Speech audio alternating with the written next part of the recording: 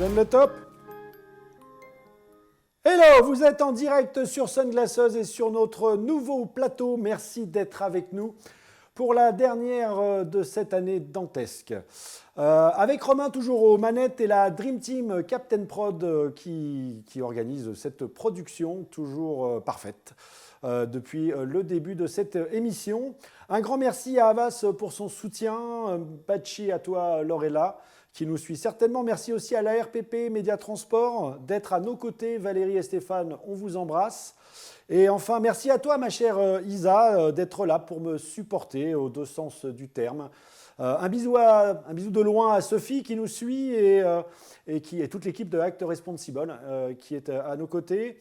Et puis, je voulais saluer au passage Hervé, mes respectueuses salutations, mon cher ami. Puisque je sais que tu nous suis également.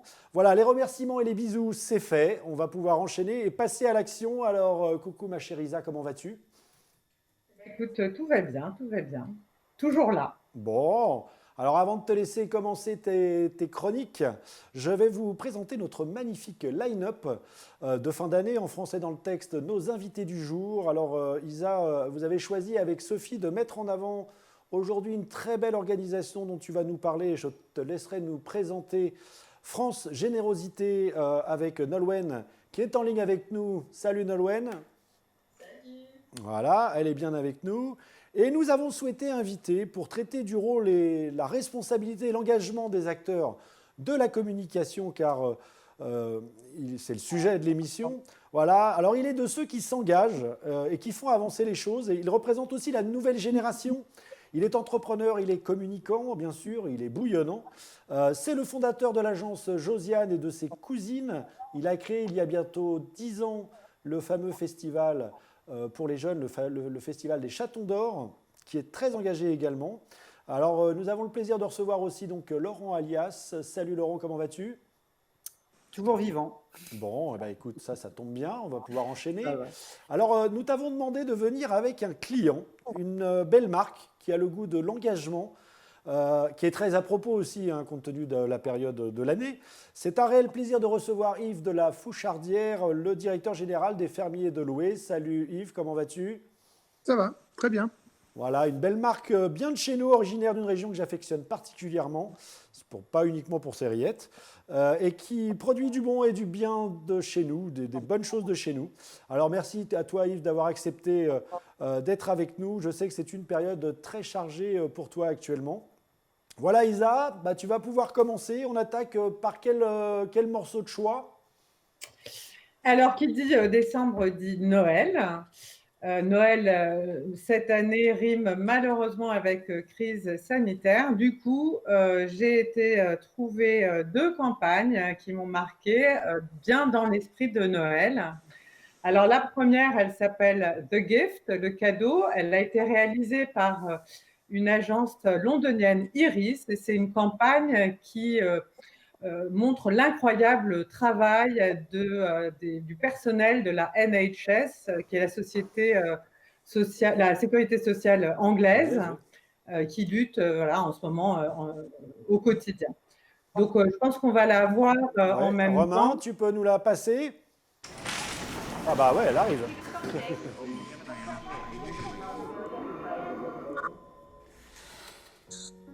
Alors, là, on voit un vieil homme qui arrive aux urgences. La fin du Covid, on y voit une soignante à son chevet, l'aider avec toute une équipe de soignants à le remettre sur pied petit à petit. Hein. Le quotidien de nos soignants pendant Noël, la période de Noël. Si vous allez voir au fil du film, on se rend compte qu'il a un air qu'on connaît avec ses lunettes sur le bout du nez. Et toutes les lettres qu'il reçoit dans cette période. Voilà, heureusement, il pourra rentrer à Noël. Heureusement. Et donc, on voit la soignante passer près du sapin et recevoir un cadeau sur lequel il est écrit Merci pour tout ce que vous faites pour nous. Signé le Père Noël. Ah, une très très jolie campagne, très d'actualité. Ouais, c'est la première campagne de la NHS Charity Together. En fait, c'est plusieurs, un groupement d'ONG qui collectent des dons. Et en fait, la directrice générale de cette belle organisation dit que cette campagne a manifestement a été entendue puisqu'ils ont réussi à lever plus de 150 millions de livres. C'est dingue. Avec cette campagne. Donc, voilà, jolie campagne de Noël avec plein d'espoir. Et très efficace. Et très efficace. Oui. La deuxième campagne que tu voulais nous montrer, qui est toujours aussi dans le thème du moment. Oui, toujours dans le thème d'un Noël bousculé par la pandémie. C'est une campagne de DDB Barcelone. Donc, où on va pouvoir voir, je vous laisse. Vas-y, Romain, envoie. Acércate más y más y más, pero mucho más y bésame así, así, donc, en fait, así, como besas tú. Un Noël qui est plein d'esprit, mais sans pouvoir se toucher. L'esprit de Noël est là, mais c'est quand même un peu compliqué de célébrer tout ça. Cette petite famille, voilà, et un peu. Heureusement, la petite famille rentre à la maison et là, les animaux de compagnie sont là pour les accueillir, les embrasser. On a le droit de les toucher et de partager cette chaleur de Noël. C'est vrai que les animaux de compagnie nous ont été bien utiles pendant le confinement, mais pas que pour sortir, faire un tour dehors. Merci Isa pour ces deux belles campagnes. Juste pour dire, cette deuxième campagne, c'est pour une fondation qui s'appelle Affinity, oui, et qui agit et promeut sur les bienfaits des animaux de compagnie dans notre société. Et vous l'aurez compris, hein, c'était une campagne donc, qui a été initialement diffusée en Espagne. Hein. Oui, c'est ça. Merci Isa. Je fais juste un petit passage rapide, un petit retour sur LinkedOut, le fameux réseau de ceux qui n'ont pas de réseau et qui cartonnent grâce d'ailleurs à cette course, le Vendée Globe, où le skipper Thomas est en train de faire quelque chose d'assez extraordinaire. Ça continue. N'hésitez pas à partager les offres d'emploi de ces gens qui n'ont pas de réseau et qui sont en difficulté pour rechercher un emploi. Voilà, merci pour eux, mais merci encore une fois à LinkedIn pour ce fabuleux travail. Voilà, on va pouvoir enchaîner. Je vais te laisser présenter France Générosité et Nolwenn, notre invité. Isa, reste avec nous, Isa, reviens. Attends, excusez-moi. Pardon. Tu avais perdu quelque chose. Voilà, je te disais, tu peux maintenant nous présenter. Nolwenn, oui. Alors, Nolwenn, tu es responsable des études et de la communication chez France Générosité. Tu es diplômée de Sciences Po, tu as travaillé chez Action contre la faim en charge du développement avec les partenaires entreprises. Tu as notamment organisé le challenge contre la faim qui est bien connu maintenant. Et en 2013, tu rejoins France Générosité.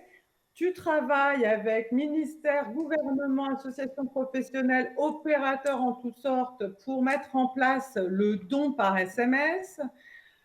Tu collabores avec le ministère des Finances pour soutenir les dons dans le cadre du passage au prélèvement à la source de l'impôt sur le revenu. Et enfin, là, tu pilotes une campagne mutualisée des 113 membres de France Générosité qui s'appelle Vos dons agissent, donc qui est active en ce moment, cette campagne. Voilà, on voulait t'inviter pour nous parler de ça, pour nous parler du travail incroyable que France Générosité fait et qui souvent n'est pas compris ou connu. Donc voilà, j'aimerais que tu nous racontes un peu. Mille merci d'être avec nous. Avec plaisir. Donc en effet, France Générosité, c'est le syndicat des associations et des fondations qui font appel aux dons et à la générosité du public. Donc on regroupe 113 associations et fondations et on travaille en collectif pour faire entendre notre voix, pour porter le message des associations auprès du gouvernement et pour développer la générosité. En fait, ce qui est intéressant, c'est que chaque association et fondation va communiquer pour promouvoir sa marque auprès du grand public, avec plus ou moins des moyens importants qui resteront toujours minimes par rapport aux grandes marques qu'on peut voir dans les médias tous les jours. Et puis, il y a cette question de la générosité. Chacun va pouvoir aller parler à ses donateurs, leur expliquer à quoi servent les dons, ce qu'elles font au quotidien comme mission sociale. Par contre, on s'est posé la question, il est un donateur qui donne, il va facilement donner à une nouvelle association. Par contre, faire rentrer quelqu'un qui ne donne pas dans l'acte de don, ça demande un travail à long terme, ça demande de l'investissement en temps et en argent. Et on s'est dit que si on travaillait tous ensemble, en main dans la main, on pourrait créer une sorte de culture de la générosité, une culture de la philanthropie en France. Et donc, ces 113 associations et fondations, chaque année, elles travaillent pour mettre en place cette campagne Vos dons agissent et pour expliquer que ces dons, concrètement, ça aide à mettre en place des missions humanitaires à l'autre bout du monde, mais ça aide également à trouver un vaccin contre le Covid, à aider les plus démunis. Et on voulait montrer tous ensemble cette action. Ce qui est super, c'est qu'on transforme tout le trafic vers un site qui s'appelle infodon.fr, où les gens peuvent trouver toute l'information sur la générosité, pourquoi donner, comment donner et à qui donner. Et en fonction de leurs préférences, parce qu'on a tous des appétences, forcément, des causes qui nous touchent plus ou moins, on peut rencontrer des associations, se renseigner et faire un don à l'association qui nous correspond. Il faut savoir qu'il y a eu un sondage qui a été fait par le Don en confiance. Il y a 21% des Français qui ne donnent pas parce qu'ils ne savent pas à quelle cause donner. Parce que là, si je vous demande de me citer 10 marques de chaussures, vous êtes capables tous de me sortir 10 marques de chaussures, de sneakers et tout, il n'y a pas de problème. Par contre, 10 associations et fondations qui auraient besoin de vos dons, vous allez commencer à bloquer à 2 ou à 3. Donc ce site-là, ça vous permet de les rencontrer, de connaître leur nom en fonction de leur mandat et de pouvoir ainsi les aider. Il faut savoir qu'on est en décembre. Et qu'en fait, décembre, c'est pas seulement la période des fêtes en France, c'est la période de la générosité. Il y a 22% des montants des dons qui arrivent chaque année uniquement sur le mois de décembre. On est dans un contexte très particulier de Covid, de confinement. Il y a des personnes qui ont perdu leur travail, qui sont tombées dans la précarité. Et pourtant, les associations et les fondations, elles ont toujours été là pendant toute la période du Covid pour aider ces personnes vulnérables, pour trouver des solutions. Un pasteur a beaucoup été mis en avant pour la recherche contre le virus, mais l'aide de proximité, quand personne n'était dans la rue, il fallait encore ces associations et ces bénévoles pour venir en aide. Et les associations, elles ont toujours été mobilisées, mais aujourd'hui, les associations, elles ont besoin des donateurs, parce que si on n'a pas ces dons de fin d'année, la situation pourrait être catastrophique sur 2020.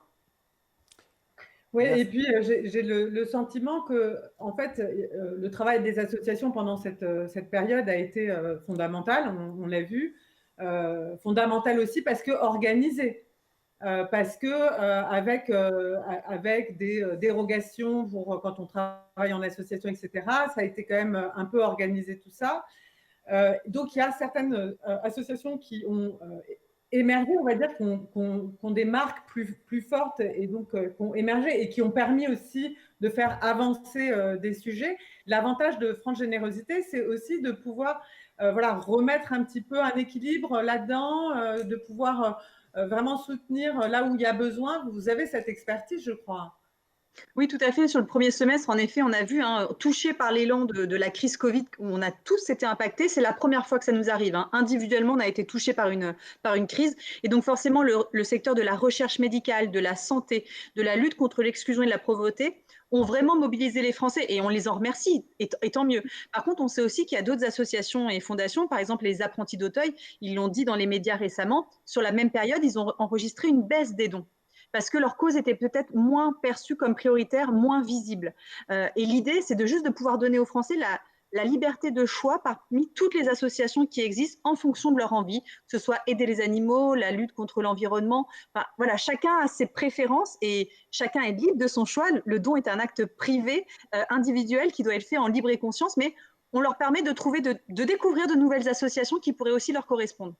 Oui, et puis en fait, tout ça est un équilibre, la diversité des missions, la diversité de travail et d'actions ponctuelles de chaque association est utile, on le sait. Donc voilà, c'est vraiment important et le travail que vous faites effectivement d'ouverture au grand public, pour une compréhension plus complète, en fait, je pense, est fondamentale. Est-ce que là, vous êtes inquiet? On est très inquiets parce qu'au premier semestre, les donateurs se sont mobilisés dans une situation d'urgence. Les Français, quand on leur dit qu'il y a une situation d'urgence, ils ont toujours été généreux et solidaires. Ils ont pris l'ampleur du problème au premier semestre. Par contre, la tradition de dons en France et l'importance du mois de décembre en termes de montant de dons qu'on a l'habitude de recevoir crée un vrai stress sur la fin d'année parce qu'on ne sait pas comment les Français ont vécu. On sait qu'il y en a certains qui ont des vraies difficultés économiques, donc on a peur que les donateurs ne puissent pas nous soutenir. Mais en parallèle, en même temps, il y a des Français qui ont énormément épargné sur cette période.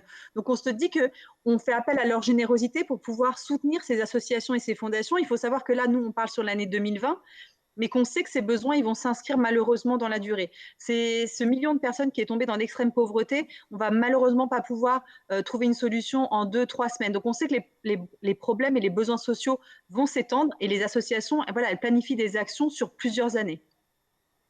Ouais, et juste un dernier petit mot. En tout cas, je te remercie et on est très content de pouvoir participer à cet appel via cette émission faite avec Pascal parce que effectivement, quel que soit le montant du don, tout don est fondamental et fait une vraie différence.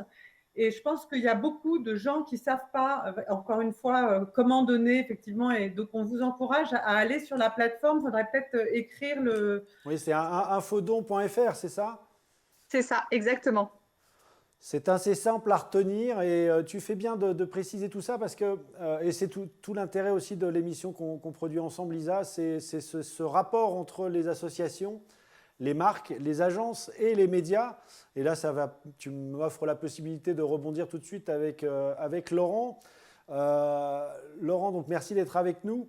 En fait, Laurent, moi je voudrais commencer ton intervention avant toute chose par… tu as fait quand même la carte de vœux 2020 la plus appropriée compte tenu de ce qui s'est passé. Si Romain, tu peux nous la passer. C'était il y a 1 an et ça colle bien avec et la thématique et ce qui s'est finalement passé sur cette année 2020. Romain?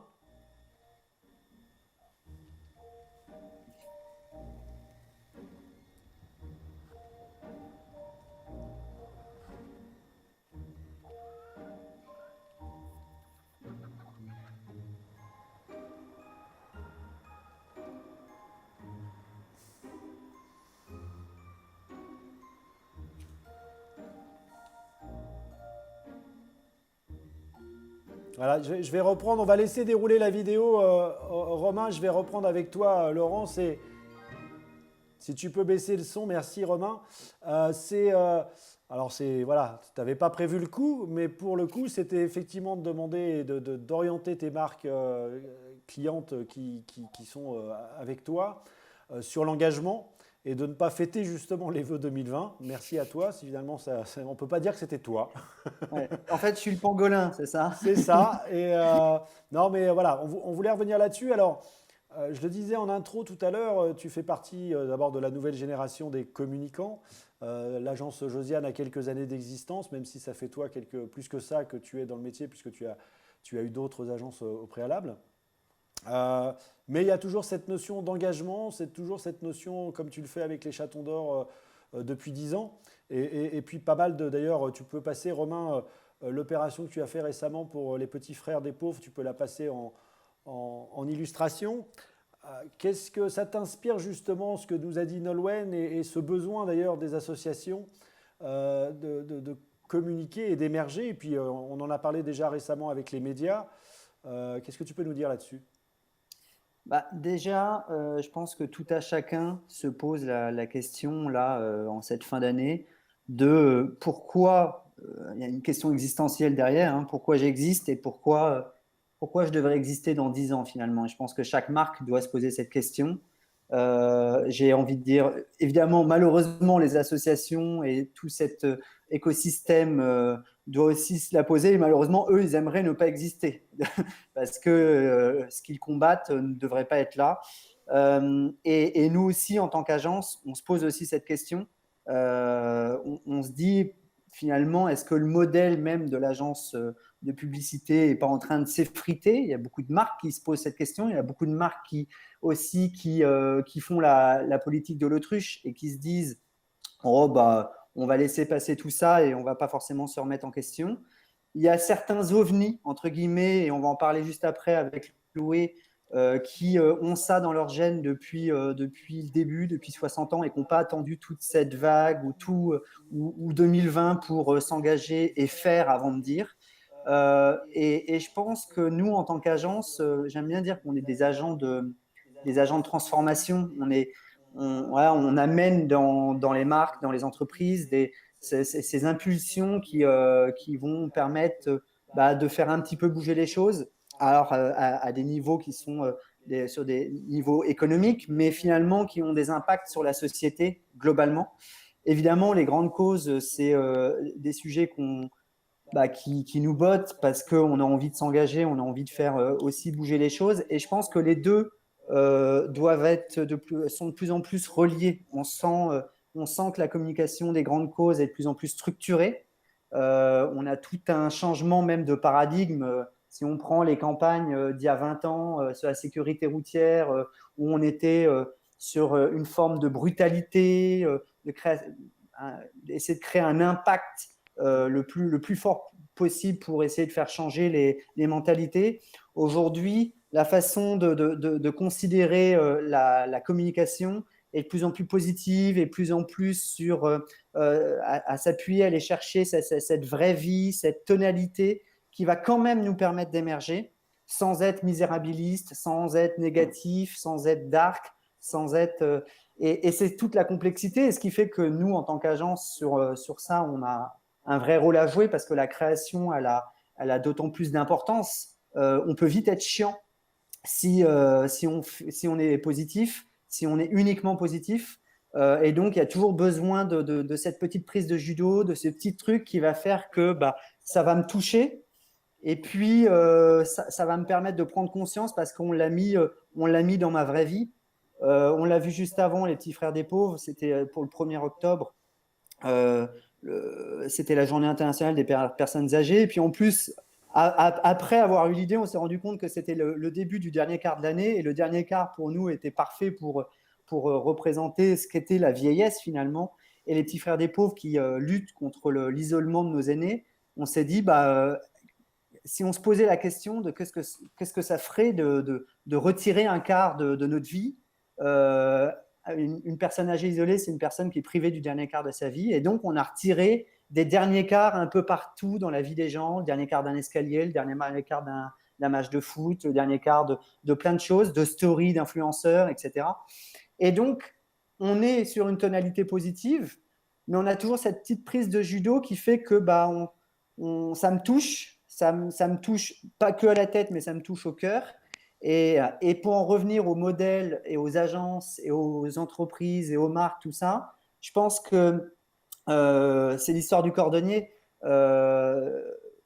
Encore une fois, on est des acteurs du changement, de la transformation, des agents de transformation. Et c'est avant tout dans nos entreprises qu'on doit veiller à cette transformation. Donc c'est la responsabilité de chacun en fait, les marques, les annonceurs, les agences, toute la profession doit se transformer sur notre empreinte environnementale, sur notre processus de création de valeur, sur notre modèle même pour apporter une vraie réponse. Et encore une fois, qu'est-ce qu'on sera dans 10 ans? Est-ce qu'on doit réellement exister? Et pourquoi? Et finalement, si on arrive à apporter une réponse à cette question, on a gagné. C'est tout le sujet d'ailleurs qu'on veut aborder avec Isa sur cette émission. Hein, c'est qu'on a tous une part de responsabilité. Tu parlais de faire l'autruche. Yves, c'est un sujet, la volaille, que tu connais bien. Oui, elle était un peu… Elle était bien, celle-là. Mais avec ta petite cocotte là sur le côté, je ne pouvais pas faire autrement. Yves, toi, en tant que marque, et tu vas nous passer la dernière campagne de Loué, justement, qui dit nous, on ne fait rien. Et comme le disait Laurent, vous faites en fait depuis très longtemps beaucoup de choses. Donc merci Romain, tu peux passer la vidéo en illustration en parallèle. Yves, qu'est-ce que tu penses de tout ça, toi, en tant que marque et en tant qu'acteur d'ailleurs depuis des années, et puis très ancré quand même aussi, hein. Tu vends pas des chaussures, tu vends des produits qui voilà, vivants, qui existent et qui nous nourrissent. Qu'est-ce que tu penses de tout ça? D'ailleurs, en passage, préciser que cette pub, on l'a fait avec Josiane. C'est l'arrivée de Josiane chez nous qui nous a permis de communiquer sur le contre-pied. Rien qu'une production locale, équitable et solidaire. Rien. Et rien que du bon pour manger mieux. À Loué, on ne fait rien comme les autres. Nos œufs et nos volailles sont naturellement sains et plus savoureux. Loué, libre par nature. Retrouvez-nous 365 jours à Loué. Nolwenn, moi je voulais justement par rapport à ce que vient de dire Laurent, le rapport avec les agences justement, avec les médias, avec les marques aussi, parce que je pense qu'il peut y avoir des choses faites avec les marques. Tu me préviens Romain quand Yves a retrouvé le son. Donc qu'est-ce que tu penses de ça toi Nolwenn?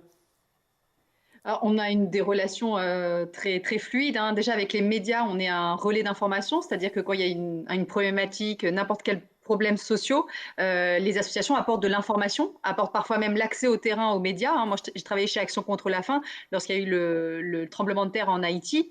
C'est les associations qui étaient capables de dire aux médias ce qui se passait puisqu'ils étaient sur le terrain. Et ça, c'est valable pour tous les domaines d'intervention. Les rapports de, je ne sais pas moi, de la Fondation Abbé Pierre sur le mal logement, c'est une référence dans le secteur. C'est une référence pour nourrir les politiques et les médias. Ce qui est pas mal, nous, avec notre site Infodon, c'est que ça permet aux médias d'être très neutres. Au lieu de dire soutenez une association A ou B, ça permet de dire non, c'est pas à moi de guider le choix, c'est au donateur de choisir et cette plateforme permet d'être très transversale. Ensuite, sur les associations, notamment les grandes, travaillent forcément avec des agences. Typiquement, les petits frères des pauvres font partie de France Générosité et c'est une magnifique campagne qui explique clairement un problème auquel ils sont confrontés sur les personnes âgées.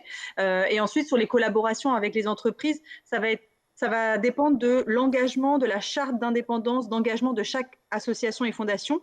Il y a des structures qui sont extrêmement indépendantes et qui ne veulent pas travailler avec des entreprises pour avoir une liberté totale de parole. Et donc ça, c'est un choix complètement. Moi, j'ai commencé ma carrière pour Action contre la faim en allant solliciter des partenariats et du mécénat avec les entreprises pour pouvoir financer nos missions. Donc, il y a des collaborations qui sont incroyables. On l'a vu également avec ce premier confinement.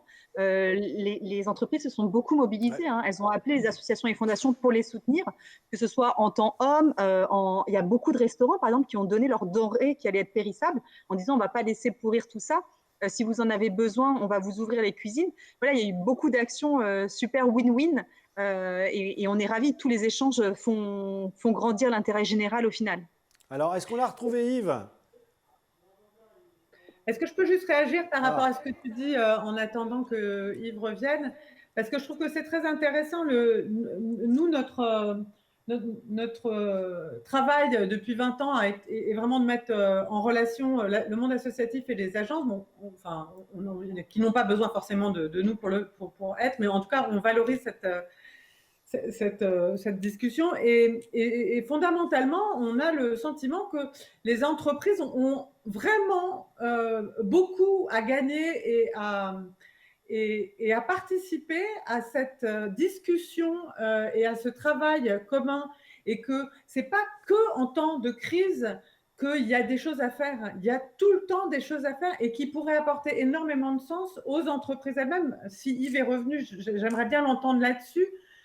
Sur ce que les fermiers de Loué font avec des associations locales. Et j'imagine qu'il y a beaucoup, c'est très riche, mais qu'on n'en parle pas assez, en fait. Est-ce que ça passe, là, cette fois? On t'entend, là. Ah, génial. Oui, en fait, je commençais à dire déjà que cette belle campagne, on l'a réalisée avec le concours de Josiane. C'est l'entrée de Josiane chez nous qui nous a permis de faire cette campagne où on prend le contre-pied en parlant de rien, parce que tout le monde parle de ce qu'il fait. Et je suis même impressionné par le nombre de marques qui racontent des histoires extraordinaires. Quand vous voyez les RSE qui font triompher les littéraires désormais, qui finissent par raconter des choses extraordinaires. Et quand on creuse un peu, c'est quand même assez modeste. Et donc, on a été assez malheureux, nous, en tant que paysans, agriculteurs, hommes de la terre. Depuis 60 ans, on se décarcasse à faire des choses un peu différemment. Et on a permis au modèle français de l'agriculture traditionnelle fermière de rester vivant. Il est envié par le monde entier, ce modèle-là. Et tout ça, à un moment donné, était en train d'être d'être caché par des grosses techniques de communication de la part de certains concurrents qui faisaient des poules industrielles et qui racontaient une histoire différente. Alors tout ça, voilà, ça nous a permis de raconter une histoire. J'aime bien montrer aussi l'éolienne parce que quand on parle qu'on fait d'énergie renouvelable, par exemple, on la produit nous-mêmes. On n'achète pas d'énergie verte, on la produit nous-mêmes. Donc on a 5 hectares de panneaux solaires, on a 11 éoliennes, on produit plus d'énergie que ce qu'on consomme. Il y a plein d'éléments de preuve à apporter. Et pour répondre à la question, oui, la première chose que je dois faire déjà, c'est de faire en sorte que mes 1100 éleveurs vivent correctement leur métier. Un des grands drames de l'agriculture aujourd'hui, c'est que les agriculteurs perdent énormément d'argent, sont extrêmement peu considérés et vivent avec des revenus très faibles. Donc grâce aux consommateurs, grâce à la construction de ce qu'on a fait, on a aujourd'hui des éleveurs qui gagnent correctement leur vie. Et la première approche humanitaire à avoir, je suis désolé de le dire comme ça, c'est déjà que ceux qui nous nourrissent gagnent leur vie correctement. Et c'est vrai, et c'est le cas, et c'est grâce aux consommateurs, pas grâce aux aides publiques, parce qu'il n'y a pas d'aide publique chez nous. Deuxième approche, après derrière, oui, il y a plein de choses à faire sur le terrain, de toutes petites choses, et puis des choses quelquefois plus importantes. On est au Burkina depuis pas mal d'années et on a fait des choses extraordinaires au Burkina. Ce qui nous rend très malheureux, c'est de ne plus pouvoir y aller actuellement à cause du djihadisme. On a beaucoup d'actions qui sont menées par les éleveurs eux-mêmes. Il y a 1100 familles dans le territoire et ces 1100 familles amènent énormément la vie des villages, de nos communautés. Et voilà.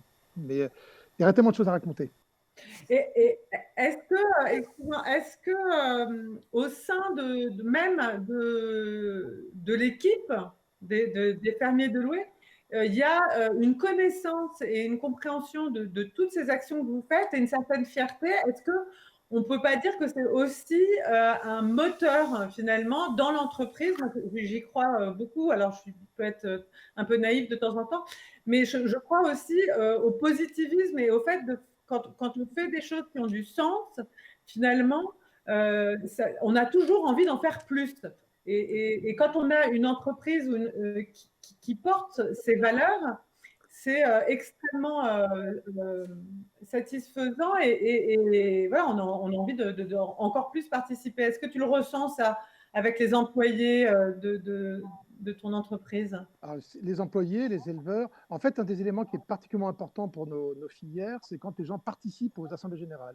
Je ne sais pas ce qui se passe dans les assos habituels, mais chez nous, la participation moyenne est à 97%. Quand quelqu'un ne vient pas, c'est soit qu'il est en rupture avec nous, ce qui peut arriver, c'est juste la vie, soit qu'il est malade, il s'excuse, il est désolé de ne pas être là. Je ne connais pas beaucoup d'endroits où il y a une telle participation. La participation, c'est le sentiment d'appartenance exprimé, quoi. Donc, quand on a mis en place avec Josiane 360